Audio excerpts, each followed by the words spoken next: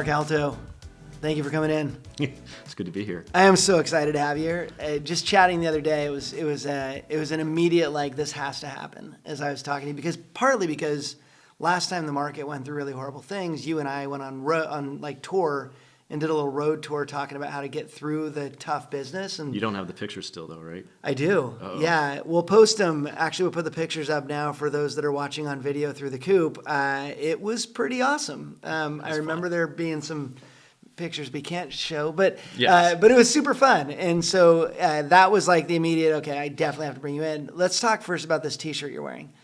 So Yes. when I saw the Dogfather t-shirt, I noticed there's not two G's, and so it's not a Snoop Dogg shirt. That is an actual father of dogs. Yes, 4 at home, 4 dogs. You have 4 dogs. 4 large dogs. In one house, you're just rocking with 4 One dogs. house. Yes. All right. Doing loans and taking care of dogs. My gosh, that's kind of your autobiography title. Yeah, that's it. Nice. So you walk me through like your kind of entrance into the industry, because I didn't meet you until you were at First Pacific out in Clackamas. Yeah. And that I remember like my first time meeting you. But when did you get into the business?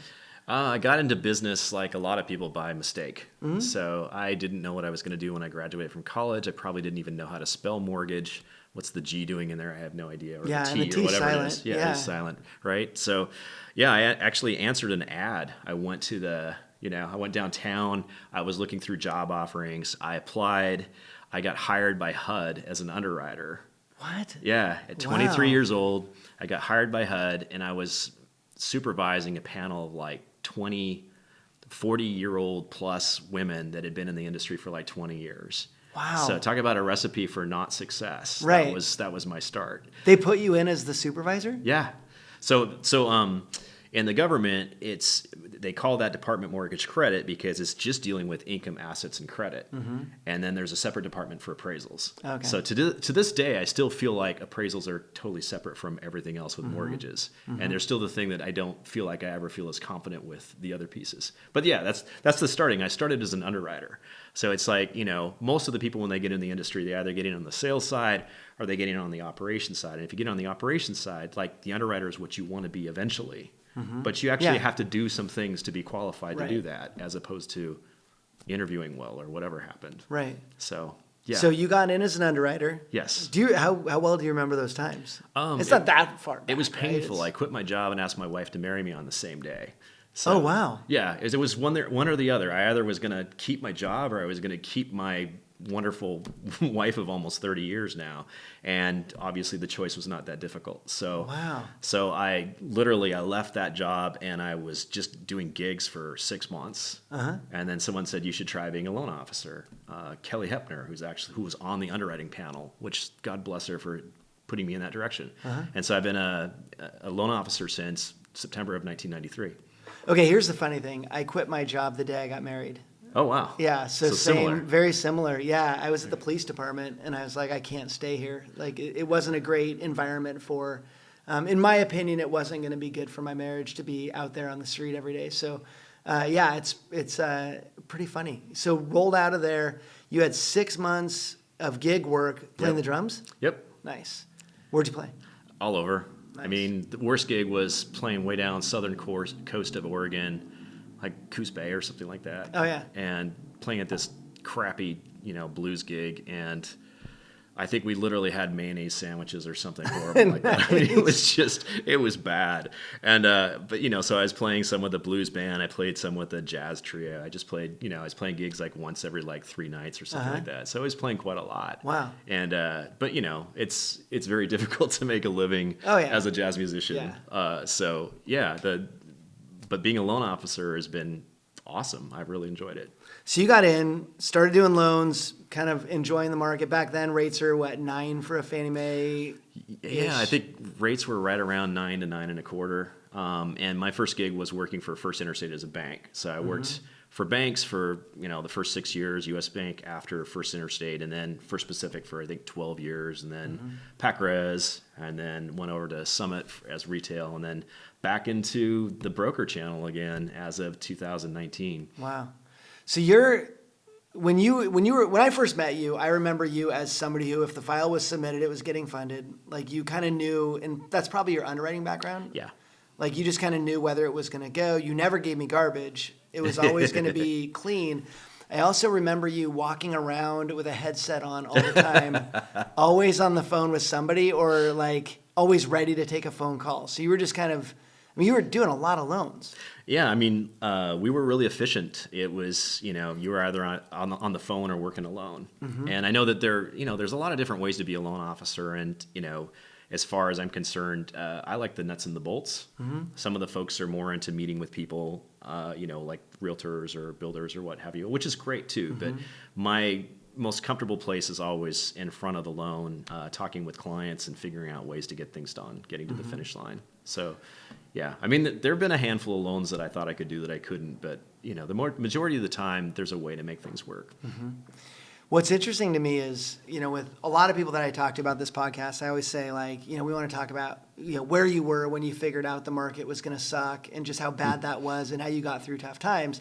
When I talk to you about that, you're like, yeah, I didn't really slow down. So you really just kept banging away in the 07, 08, 09 when things were rough? Yeah, I mean, I looked at my numbers. There was definitely, 2005 was the most units I've ever done. I think I did 422 units that year, which is a lot I will never do that many again. And not with a 20-person team. No, it's just 3 people. Yeah. Myself, a processor, and an assistant. Right. And then in 2007 or 2008, I think we were down to 130 or something like that. So wow. There definitely was a change for sure. But I think I just remember one time we had people, God, what was it, Headlands or Greenpoint, came into our office and they were just really excited because they had just gotten bought by Capital One. And I was kind of joking. I was like, aren't you worried about a bunch of Vikings? They had those campaigns back then. Yeah.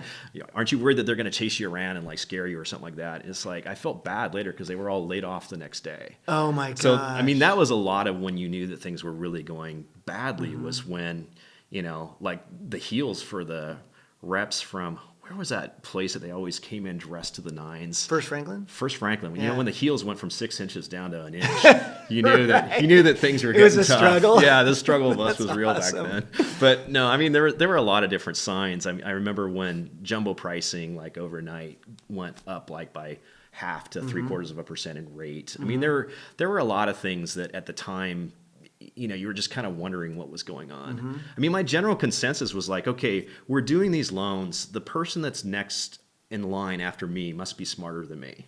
And then, but the more you realize it, that at some point you realize that the loan is going to go to someone's portfolio or someone's 401k, like in Iceland. Right. And you realize that the people don't get any smarter up the line. Yeah. If anything, they probably the opposite. And then some poor schmuck gets basically left with some worthless portfolio of garbage that, we were all under the impression that someone brilliant out there knew how to put these things together and could make sense of these loans going through. But a lot of the stuff, when everything was said and done, it really didn't make any sense. Yeah, you kind of count on the market to do its job. I want to go back, though, because you went from 400 plus units in a year down to 100 and something units in a year. Yeah.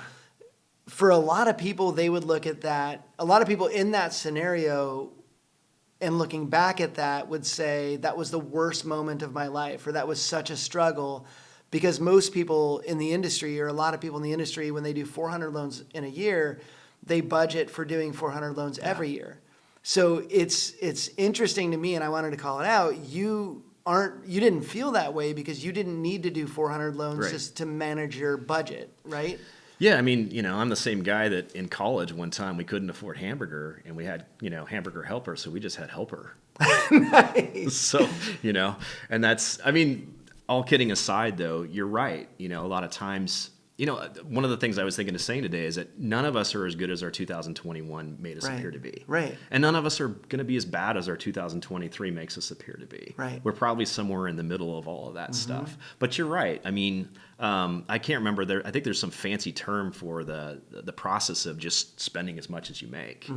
But for me, I grew up with, single parent household, not a whole lot of money growing up. And, for me personally, this business it's ridiculous how much money we make. I'm not saying that I think that people don't deserve to earn the money that they're making. It's just, we're even doing 120 loans a year or doing 5 loans a month or 2 loans a month or whatever. You're still making much more money than people that in a lot of cases had to have 7 years of education, or they need to manage, a staff of 200 people. It's the people in our industry we're really fortunate. Yeah, that's a good perspective. I always have that perspective of, my wife's a therapist doing really amazing mental health therapy, and I always look at how much people get paid in different industries based on what they do, and just how many lives are impacted, Right. with what my wife does, and so, and yet the pay is definitely different. Like the mortgage industry does, we're just kind of used to this.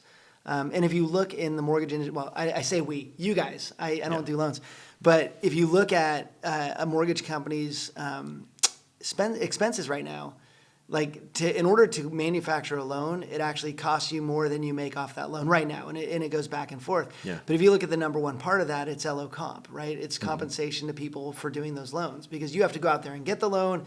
You have to the loan doesn't exist unless you exist, right? So you have to go out and fight for it. You get the loan. You have to sell the loan. You manage that through the process. So you do have a huge part of it. But you're right in that, like 3 or 4 loans for somebody that budgets correctly isn't. I mean, it's a great living. Yeah, it certainly can be. And, to your point, last year, well, not last year anymore, but so third quarter of 2021, the average lender in the U.S. made 90 basis points profit, roughly. And the third quarter of 2022, they lost 20 basis points. And we don't know what the fourth quarter numbers are yet, but it's going to be something probably worse. Right. And, at some point, something has to change. And whether that is LO comp or whether that is, mergers, acquisitions, it is going to have to change. Companies have to be profitable.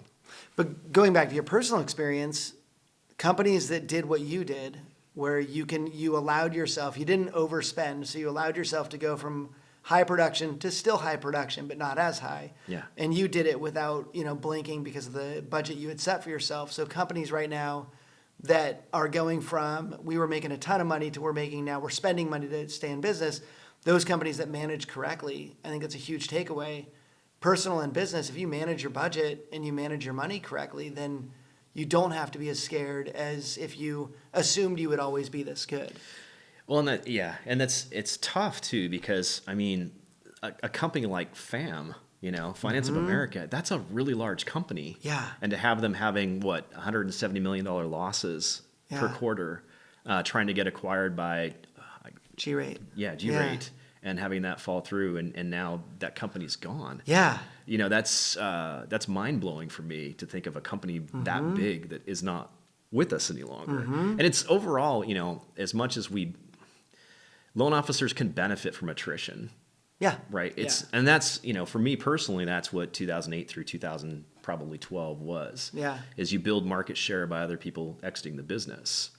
It's not fun though. Right. It doesn't feel good. Right. It's kind of like when you're the last person standing at a department that's closing up shop, and you're staying there so you can get some kind of bonus for sticking around for longer. It's almost like you have survivor's guilt at times. Right. It doesn't feel fun. Right. Yeah. It's funny when in 2008, when people were leaving the industry, and we had a lot of bad characters in the industry back then, and there was a lot of horrible behavior. There was a lot of bad loans being done by people that didn't care. And I remember people saying, as we were getting pummeled in the market, because, so many people got out, and people are like, aren't you so excited that the bad guys are leaving? And I'm like, yeah, no, the bad guys pay me. Yeah, cool for you, but we're a straight volume business. The more loan officers there are, the more successful we are, just, in that. And I do like the industry cleaning up. And that's what I felt like 2008 was a lot of the industry cleaning up. This one doesn't feel the same though. This one feels a lot different. No, and it is different. I think I was looking back through things and I was thinking, the similarities leading up to 2008 to me would be affordability and issues, with affordability. Yeah, there are lots of things that are different, but it almost feels like last time around, the industry guidelines, all those different things changed. They changed what their definition of affordability was. Right. Because when someone came in to see me in the past, they came in and sat at the desk, or we were over on the phone, one of those phone calls you were talking about. Yeah. And what it ultimately was someone saying or asking, how much can I afford? And we would say, you can afford a house of $500,000. They would literally go out and purchase a house for $500,000. That's very different than now. So now the affordability issue is there, but a lot of the clients that come to us now will say, look, you can afford a house of $800,000. And they're like, get bent. Right. You know, right. they don't feel comfortable with it. I mean, I wrote some numbers down, over on a piece of paper, and, when you were at a rate of 2 3/4, you could get a loan amount of $612,000 for a $2,500 principal and interest payment. Wow. And you move that up to 7%, and I think it was closer to like 430 or something like that. So I mean, Oh my gosh. the real hard fact is that consumers have lost somewhere between $200,000 to $250,000 worth of purchasing power. And no matter how many fun memes or how many cute little things you put together on Facebook or Instagram or whatever, you can't hide the fact that that is a massive change. And that's what we're seeing. I mean, we're a capitalist society. So we have demand, we have supply. Last time around, obviously, we had a lot of supply. Demand went down, so the prices went down. This time it's weird. It's like which one's gonna win? Because the demand is cratered, because of the fact that the rates have gone up as much as they have, and the supply though is still really thin. So which one's more important? I mean, at the end of the day, when people talk about affordability, our job is not hard. Our job is math. Right. And there are only so many things that are in there. You've got your, taxes, your insurance, and potentially your mortgage insurance. Those are kind of more of the fixed things. But the only other thing that can really impact the payment is principal and interest, which is a function, of course, of the interest and then, of course, whatever the loan balance is. Right. And there's only two ways for that to change. One is that the rates go down, and the other is that sales prices go down. So it's going to have to be one of those two things for things to feel affordable. So either... Like the last time the industry changed the definition of affordability, this time it may be that consumers do. Is something that to them was unaffordable, or I don't even know if that's a word, but something they didn't feel affordable, say like 6 months ago, does that change? Does my budget go from being, because we talked to a guy that was like $185,000 a year for income, $600,000 purchase price, 20% down, payment was like $3,800. Yeah. It's like, 15% debt ratio or something like that. It's like very low in relationship to income, but it was too high. Right. So, does he change his standard and say, hey, 4,000 is okay? Or does he stick to the 2,500 is what I want? Do you think some of that is based on whether that guy thinks he's going to be priced out or the market starts to move back up? Do you think, because I wonder if I'm looking at a house and I'm like, I really like that house, I wonder if it's going to come down, and then that house sells, it makes me inside be like, oh, I missed out. Dang, I missed out. Yeah. So next time I'm not going to miss out, even if it means I have to put out a little bit more money. Well, and I think that we saw a shift in consumer behavior from I better buy now before things get more expensive to I better wait until things get less expensive. Yeah. So, and I don't know at what point does that start to change again. Right. But that's to me what, we have a lot of conversations with folks that basically, again, can afford a $5,000 payment, but really feel comfortable at $3,000 or whatever it might be. And we do have still the occasional self-employed folks that would feel comfortable with paying whatever, but we can't approve them on paper. Right. But most of the time, it's not the lender that's determining whether someone can or can't afford a place. It's more consumer, quote unquote choice. So it's shifted from FOMO to FOBO, right? Fear of missing out to fear of better options. Well, and I don't know how close these statistics are, but they were saying that people that purchased in the last 6 months, 70% of them regret purchasing. I don't even know where I heard that or where I saw that. And these days we've gotten to the point where we don't even know what we can trust anymore, which is of course a different subject altogether when it comes to media and stuff like that. But, again, people are in a different headspace now than what they were before. I mean, in a lot of ways, these low rates were a blessing, but they're also a curse because they allow these prices to go up so much without people actually feeling the impact of the higher prices. Well, and they cannibalize your refis. Like you just gave somebody a 2 3/4. Now, when will they want another loan from you? It becomes tough. Yeah, and one thing too that I want to say too is just that people need to be careful about what they post on social media. And of course, you're the right person to say that in front of. But if you're going to post something, check the math. There's been something that goes around saying, it's better to buy a $500,000 house for $475 at a rate of 7%, for example, as opposed to, paying $600 at a rate of 3%. If you did the math, you'd realize that it's not a $25 difference. It's like $150 or whatever it was. And it's like, the other thing too is that is not how consumers think. Consumers are much more concerned about what their monthly house payment's going to be and what their actual out of pocket's going to be. Right. So if you gave the consumer a choice between a rate of 2 3/4 at a rate of, of a $600,000 sales price and a $500,000 sales price at a rate of 7, they would choose the 2 3/4. Right. In most cases. Right. I mean, why wouldn't you? Yeah, I'm such a big fan of sales. Like, I actually started looking at the market again. Like, maybe it's time because we need to downsize. And by the way, there's a million people like me that, the kids are now out of the house. It's time to figure out, how we move down from this bigger, house. And I just started looking again, but I find myself thinking, I just want a sale. Like, when something's on sale, like we bought our house on sale. It was 2011 when we closed. 2010, we made the offer, short sale, closed in 2011. Boy, nothing short about that. It was amazing. Oh my gosh, I know. But we had patience because we knew what we were getting and the value we were getting out of that. And so there's that, will it drop to where I can grab that at a much better price? And as I start seeing those like price, reductions, it starts making me go, oh, like when, because you want to catch it. It's like trying to catch a falling knife, right? Yeah. You want to catch the market when it just before it shifts upward, because I don't think it falls this time as much as it did last time. But you don't know when that moment is. And I think we need we need more houses to flood the market for us to have that, massive amount of price drops. I hate that I'm saying this out loud, but I think we need a massive amount of price drops and that real, like getting real again. Powell has literally said that he wants to see house prices be affordable again. Right. Or that he wants to see a more balanced market between sellers and buyers. He wants to things to be more affordable. Right. And there's only two ways that happens. Again, one is that you have lower sales prices or you have lower rates. One of those two things is going to have to happen. Yep. And it's it's crazy how low the inventory is still though too. Yeah, it's so weird. Yeah, it's again, you've got demand that's low and inventory that's low at the same time. That's not a normal But I think thing. it's also, it depends on where you are, right? I've been looking at Phoenix a lot lately because my wife and I eventually will have a house down there, and their market's definitely picking up as far as like more houses getting dropped into the market. And I think you're going to see that flood of houses in a lot of areas. I think they are going first, is my guess.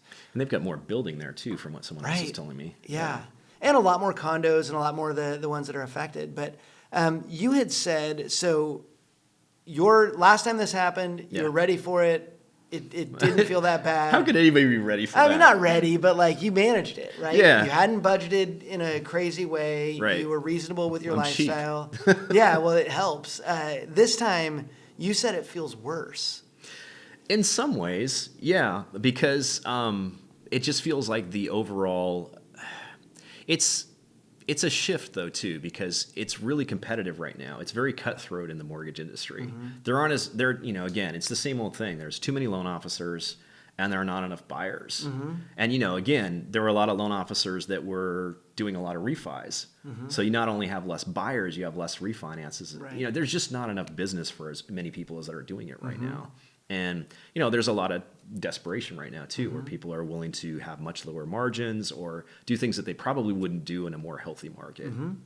We're seeing criminal activity tick up a little bit too. Fun. So Yay. a lot more people willing to cut corners and do what it takes just to fund that next loan. And again, so much of it is budget related, right? If you didn't budget off of your, making $2 million a year, then you're probably doing okay. But if that was your budget, thinking I'll always have this, then as it starts to go, people make poor decisions. What is, like, I feel like the industry is being smacked with some humility, right? Yeah, and sure. that, like, you have to go out and do different things now, because last year everybody just sat answering the phone. Like 2021 was basically going to answer your phone, what rate would you like, on my way, refi it, right? And it was just a really quick, super busy, super chaotic. It feels like a lot of people stopped going out and doing the things that made them successful. And now you're having to go, I guess I have to go be humble and like do these things again. Are you feeling that at all? I think everyone's having to reassess, what their day looks like. So that's one of the things I was thinking about is, what do you do? What do you do when you get smacked with, humble pie, or however you want to look at it? I think one of the things first off is I was just thinking about, what are things that I would recommend someone look at? One would be to keep a schedule. So I think a lot of times when people aren't as busy, it's like, to a certain extent, wake up at the same time. get a list of what things make you feel good with your business. Get a list of what things you don't like with your business. Go for things, again, I'm cheap. Go for things that are going to be low cost, but potentially high impact. Because a lot of people really struggle to make phone calls, make outgoing phone calls, like what you were saying. Yeah. So, maybe start with things that build your confidence. Call people that actually want to talk with you. Or at the very least, remember to be grateful. Call the people that closed loans with you last year. Maybe that's the escrow officer. Maybe that's, maybe that's the buyer. Maybe it's the listing agent. Maybe it's the selling agent. But I personally feel like gratitude is sexy. We should bring the sexy back. I agree. But again, it's calling people to say thank you. Sometimes I think it puts us in a different mindset. And I think that would be one of the things that I would say right off the bat is remember to be thankful. Make the calls that make you feel good. I mean, almost no one really enjoys making cold calls. Right. And I don't know that that's necessary. I mean, I talk with realtors that I know on a personal level, and they're really tired of getting asked out for lunch, or especially when no one was calling them when things were busier. Right. So, I mean, it's a tough place to be. But I think first step would be, okay, let's just say, depending on how long you've been in the business, go back through the last 2 to 3 years. Where did your business come from? Do you even know who your sources of business are? I mean, have you even thanked the people that were sending you business over the last few years? I would say that would be a really good first step, is to go back and take a look to where it came from. Depending on your relationship with those folks, would any of them be willing to turn you on to other people that are like them? Because if you've got a really tight relationship with a realtor, maybe that realtor knows other people that are like them that would be a good fit for you. So, again, make the calls, do the appointments, or whatever it is that you do that makes you feel confident. Wow. I love that. And it's not, you're talking about things that don't get you a loan tomorrow. Right. You're talking about things that are just business builders for the future. Right. So you're thinking long-term a lot right now. Well, I think we all have to. But I think a lot of it is just like, okay, if you want to know where you're going, you kind of have to know where you've been. And part of knowing where you've been is to go back and analyze stuff. This is also a really great time to work on systems. So if things are a little bit slower, and things are traditionally slower this time of year. Maybe things will really pick up in March. Maybe they'll really pick up in April. But when they do pick up, do you have a really good system in place for tracking your leads? Do you have a really good system in place for managing your loans when they're a pipeline? Are there things that you want to add to the process that would make things more automated? This is a great time to be working on things like that. And they're not always sexy things. Right. But being efficient when things are busy is really helpful. For me, my choices with my team are a lot easier than someone that has a 7-person team. Right. We closed, 375 loans in 2021 with 3 people. And that's a lot different than closing 375 loans with 8 people. Right. And then having to make some really difficult choices when you're, like we moved from 375 down to, I think, like 190. It's a big change. And this year it will probably go down again. So I don't know. So looking for ways to be more efficient, because you may end up having to do things that you didn't have to do the previous year. Okay, so how did you do that? Like, to go the range of total loans that you've done. And I love that you talk about units, because I think that matters way more than anybody gives it, credit for. Like, everybody talks about how many millions and billions of dollars they did, but it's like, how many units did you actually fund? Because that's the real work, right? Right. If I did 3 loans for, $1 million a piece, and you did 6 loans for $500,000 a piece, you actually worked harder than I did, most likely. Right. Because you had to bang out that many loans, or that many potential issues. There were 6 appraisals where I only had 3. So I love that you're talking about units, but the thing I see the most is the overhiring, and it's really tough to grow. Like, we grew from 8 to 41 people, and I could write a book on how you do that wrong. Because there's so many things you don't know. Yeah. But trying to find like that right number, how do you not grow your team and still manage that many more loans? I know how with fewer people it's easier, to come down. Yeah. But how do you go up with fewer people? Well, and that's part of my personal journey. I was involved in a coaching program for 5 years, which is all about leadership, being a leader, having other people on your team, basically delegating, it's more of an assembly line. You might not know anything about like the entire process, but you know about your little part of the process. And for me personally, I've just found that just doesn't work. That doesn't mean it doesn't work for other people, but it's as much of a blessing as it is a necessity. Again, maybe it's the underwriting background. I love the nuts and bolts. So going in and actually talking with the clients and solving the problems, being someone that actually, because on our team, my right-hand guy, myself, my business partner, Mike, we actually submit the loan to underwriting. We disclose, we submit to underwriting. The processor doesn't actually see our loan until it's actually underwritten and we have an approval. Oh, wow. So, that's part of it is just that you have, there obviously are disadvantages like when, October of 2020, I think we closed 45 loans in 1 month. And that's a lot for 3 people. Right. You're not having a lot of fun. And I'm not bragging. I'm not. It's not about that. It's just more along the lines of you do reach an economy of scale where you can't do anymore. Right. I think there was July of 2006, I think is when it was. That was my heaviest moment as far as volume goes. 3 people again back then as well. And we did 65 loans in 1 month. And I will never, ever be able to do that again. And I don't want to. Right. It's just, it's not healthy. It's not Right. okay. Right. That's the point where you really have to hire someone else. Right. But, so again, it's great because you have a lot tighter communication when you have fewer people. Mike and I have a lot of overlap. He knows how to do all the things I know how to do. I know how to do most of the things he can do. It's just, we have a very efficient model. And if he's too busy to disclose, I'll disclose. Or if I'm too busy, or if he's too busy to talk to a client, or I'm too busy to talk to a client, we can exchange our roles, and one or the other of us can cover for the other. So, could we do 60 loans a month? No way. I don't want to either. Right. But I don't know that I necessarily ever can again in my career. I'm not saying that things will ever be busy again like that. I'm just saying that there are definitely drawbacks to having a smaller number of people. There are definitely advantages as well. But the plan when I went from being a branch manager and having a larger team to going back to being a broker and quote unquote simplifying things and having an easier, just loan officer focused life, it never was to close 375 loans. Right. I had 2021 isn't anything that any of us could have predicted. So it just happened. But I'll tell you, you learn how to get efficient really, really fast. Right. Or else you're going to just die. Yeah, it'll explode. Right. Yeah.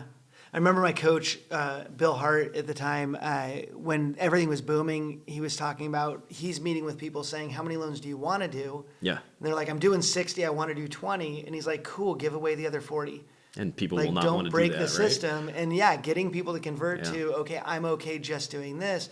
First of all, it makes you boutique and special, right? Because I only want to work with this many people. It's kind of a cool little process. Having another place you can send that's going to take care of them is really cool. But then you're not having to build an entire system that you have to tear apart the next year.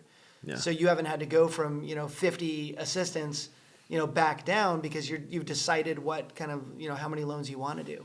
Well, and I think and coaching programs the problem with coaching programs in general is that they're set up to have a one size fit all. Right. And it's like, when I was doing the core program, it's like the goal was to grow your business 20% every year. And over 5 years, you're going to double your business. But the reality of it for me anyway, is just that I don't want to do any of those things. Right. I think I was telling you, and I was really serious, I will never read another business book in my career. I'm done. I don't want to read another business book. I don't want to have a plan, in place for every little thing. It's just, and I'm a lot happier that way. Yeah. It's so funny. Over the years, I've built the life that I want. That's been my focus, is build the life you want and then work through that. And there's been so many people, there's been years where I haven't worked nearly as much as I work on other years, right? And people are like, well, being an entrepreneur, you're probably 8 hours a week. And I'm like, no, that's insane. Yeah. I want to see my kids. I want to be at, all the, major events that I can be at. And I travel for a living, and I'm still figuring out ways to make sure that I'm living the life I want. Could I have put in 80 hours a week and been more successful? Yeah, I could do that right now.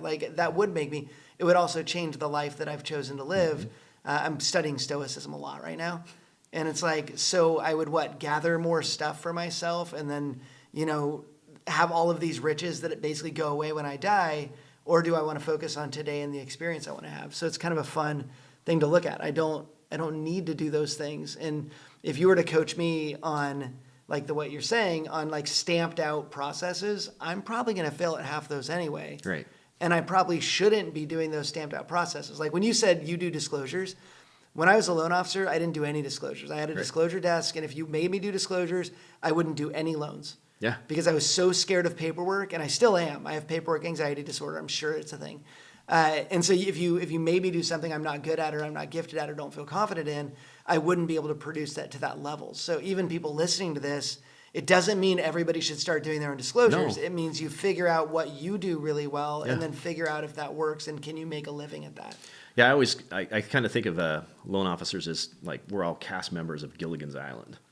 And, we're getting to the point now where I don't know if people are even going to know some of these shows anymore. Loan right? officers still will. Okay, there you go. But, it's like, who are you? Are you the professor? Are you, Mary Ann? Are you Gilligan? Are you the funny, worthless person, right? It's like you're really charming, but you don't know your guidelines. Right. Or, everybody wants to be the Mary Ann, who's like super like fun to be around, super smart, super attractive. But, some of us are maybe the professor. That's probably more my role. I'm knowledgeable about guidelines. I'm personable enough, but, I'm not the life of the party, right? And, a lot of this is just know who you are. Right. Because I think a lot of times people are trying to incorporate systems or processes or whatever it might be that aren't a good fit for them. Right. And don't ask your mom, right? If I were to do anything right now, I think, or advise somebody right now, I think it would just be, okay, figure out what your strengths are. I mean, and be honest with yourself. What do you suck at? What are you good at? Yeah. What do you want to do? What do you not want to do? And, are you flexible? Because, and it's not bad to not be flexible. Right. Like I said, I'm not going to read another business book. I really mean that. Right. I'm not flexible with that. I'm not going to read the stupid 10 times principle. Just do everything 10 times more than somebody else. That is literally, I got dumber reading that book. So, sorry, whoever wrote that. But, it's one of those things where if you're really honest with yourself and you know what your strengths are, then that's what you should cater to. Not necessarily to what someone's telling you to do through a coaching program or something along those lines. Coaching programs are great. I'm not, having someone to hold you accountable, that's great. But at the end of the day, though, if you were to take all the different loan officer skills or whatever it is that we do for a living, and let's just say that you've rated them on a scale of 1 to 10, and there's a bunch of them that you're a 4. Do you want to spend all your time like trying to be a 6? Right. Or would you rather take the ones that you're an 8 and be a 10? Yeah. Plus, those are usually the ones that are more fun anyway. When you're good at something, you tend to enjoy it more. Yeah. And when you suck at something, why would you want to do it? My former business partner said the funniest thing to me one time. I was checking email in a meeting, and he happened to be in that meeting. And we go out afterwards, and he's like, hey, if you ever check email in a meeting, just walk out. And I'm like, what? And he goes, you shouldn't have been in that room. If you're bored, leave. He's like, I need you to not be bored, because where my gifts are is being out in front of people, being in rooms where I can make friends. If I'm sitting in a room that's a boring meeting, like it's no good for me. Like other people do that and they do it really well. So Brian, our CTO, and I have been talking about, we're going to start walking out of meetings. And part of it is, it's not just, if I'm checking email, I have no value in that meeting. And so what we're doing is we've delegated so successfully where the team actually runs beautifully. So if I'm not needed, like let them sing and do what they do best, and I'll go do what I do best. And it's kind of always staying in that zone, and it's working really well. Yeah, I think the last time I had to sit through a class, I had someone pass me a note that said that my fidgeting was bothering her. I was fidgeting so badly. I probably lost 10 pounds from fidgeting on top of everything. But oh my gosh, I didn't even know I funny. was doing it, but I was distracting from her, because for me, it's just the same kind of thing. It's painful. Yeah. It's like there's 5 minutes of value here. Right. Can we skip through the 55 minutes of garbage to get to the 5 minutes of value? Yeah. And that's, no offense offense to people that plan meetings, because most people are terrible at running meetings. Right. And it's just like, I don't know. It's just one of those things where exactly what you're saying. Stick to what you're good at. And if what you're good at is, again, like being out amongst people, making people like you, or if it's, in my case, being behind the scenes, making sure that loans are done properly, or figuring out solutions to problems, or whatever it is that turns your crank. But yeah, I think universally nobody likes meetings. Oh yeah. Yeah. Well, HOA people like meetings. Like yes. The people on the board like it's an association of Karens is exactly, what it is. Exactly. Let's finish with this. So it's definitely going to be a difficult year. You're staring down the year right now, because as we record this, it's January. Yep. So you're staring at this year. A lot has to happen for this thing to go well, right? We need a spring home buying season. We need a summer home. But all that aside, like, what are you doing right now to make sure that this year is good for you, whatever you've defined good as? Well, it's just all the things I was talking about before. Yeah. It's going back and remembering what it was that made us successful in the first place. And because, again, some people acquire business sources or sources of leads or what have you in different ways. For us, it's always been more of a natural progression. I joke with Mike, and I just tell, again, Mike, my business partner, I tell him, look, the way that you do volume is you do volume, which is a stupid thing to say, but it's true. It's like when you get that momentum and you have there's someone on the other side of the transaction that's seeing how easily the loan is going through. That's usually where we pick up our business is from listing agents. So again, it's going back because honestly, right now, I don't think we have any less sources of business. It's just the realtors are slow right now too. I mean, the industry itself is taking a bit of a breather. And, there's so many people that you can talk with in a day, and there are only so many hours in a day that you've got and all that other good stuff. At the end of the day, the way I look at it is we're going to get our share. And I don't want to feel greedy about that. And I want to be thankful for what we have. I don't know that I'm even answering what the question is, but no, but it's fun because some people be like, I have this system. Like I have a system that I've implemented in my own life right now to make myself better constantly. Yeah. But as far as building the business, it didn't change. Yeah. Doing the things we need to do to grow our business has been the same no matter what. Yeah. In fact, we have more opportunity to do those things now. You loan officers have more opportunity because you're not slam doing these rate and term refis. You can now go hone the business. And I love how you said it. This whole time, you've said, create good systems, make sure you perfect those systems, be you, constantly be you. Don't try to be somebody else. Right. Do things right. I love that you said guidelines because I preach all over the place, read your freaking guidelines. And I'll have people say, where are those guidelines? And it's like, are you kidding me? You do loans for a living. You're the expert. If I was to ask you something about a 4-unit condo non-owner, you could snap off for me exactly what you could do. So if you don't have that, no matter who you are as a loan officer, know your guidelines. Well, and that's part of it too. I mean, I'm motivated by very petty things. So if I can do a loan that someone else couldn't figure out, that's almost like a 10 out of 10. Yep. And the bigger piece though is of course helping the consumer. Yeah. Because the consumer is ultimately who we serve. And that's part of where I would kind of leave things at this point. Is just that we need to remember that we're a service industry, which means that we are serving others. A lot of times people try to make this about themselves. Right. And at the end of the day, it's not about us. It's about the clients that we help. And it's also largely about the realtors that we help. In fact, it's very much the realtors that we help. Whether people want to realize it or not, they are the hub. They are the center of this whole thing. We are a service provider. And I think a lot of times people get bent out of shape with the idea that that you're a service provider versus, I'm just as important as anybody else. It's kind of like the attitude that I get from people. It's like, well, at the end of the day, whoever owns the referral is the most important person. And it's not a big deal to cater to that person and make sure. Yeah. Right? It's like, why wouldn't you call the realtor and ask him, hey, is it okay to order the appraisal? Or, what do you think about this? Or whatever it is. Treat them like a partner. Right. And give them a lot of respect. And again, they're working their tails off to bring deals in right now. And we're lucky enough that they trust us with stuff. It's just, it's weird when people get hung up on that. Yeah. Yeah. Well, and it's a lack of good relationship. A good relationship is a two-way good relationship. It's you are definitely serving the person that brought in the deal. Just like anybody you send to somebody else, you want to hear that it was such an amazing thing, right? That's what everybody wants to hear. Well, and when you send it to someone else, you realize how hard of a job that is, because you have to really make sure that the personality of the person that you're referring it to matches up well with and that's an art that I think sometimes loan officers don't really understand how hard that is for realtors to make sure that that you really are a good fit for their people. Right. And if they understand your value and who you're a good fit for, they're more likely to send you those deals you should be getting. Right. It's not a bad idea to ask people what they tell the consumer when they're referring names out. Yep. What do you say about, it seems kind of weird, but what do you say about me? No, that's a killer question. Right? Yeah. Because, it could be that they say, hey, he's the cheapest guy in town. It's like, well. Dang. Awkward silence. Right. Yep. Or something along those lines. Yeah, he's got nothing to do. He'll do anything for you. Right. Yeah. Right. He pays me the most referral fees. Oh, wow. I have that voicemail that I gave you a long time ago. Oh, that about was awesome. Realtor that actually wanted me to pay them money. That was fun. Just the fact that they left it on a voicemail was Yeah. pretty awesome. Well, Mark, dude, thank you for coming in. We'll probably have you back, too, as this market kind of gets a little different. It'd be fun to have this conversation back in the fall and see how this year was for you. Yeah, I agree. All right, man. Thanks for coming in. All right, brother.